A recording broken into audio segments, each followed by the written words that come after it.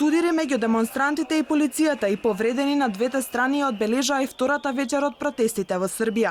Како причина за протестите првично беше најавата на властите за враќање на рестриктивните мерки по зголемувањето на бројот на заразени од коронавирусот, но демонстрантите ги проширија барањата: оставка од председателот Вучич, формирање техничка влада и нова комисија за борба против пандемијата. За време на синокешните протести и немири пред собранието во Белград повредени се 19 полицајци и 17 демонстранти. Брзата помош имала 112 интервенции, но никој не е сериозно повреден, соопштиле надлежните. Освен во Белград, демонстрантите излегоа на улиците и во Ниш, Крагуевац и Нови Сад.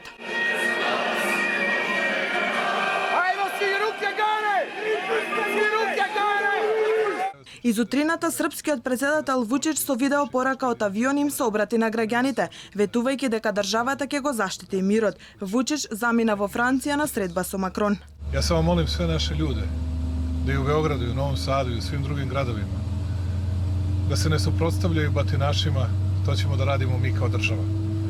Radit ćemo i pobedit ćemo. Sačuvat ćemo mir za našu zemlju.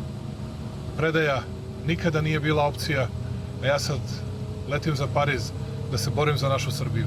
Vidimo se uskoro, Srbija pobeđuje.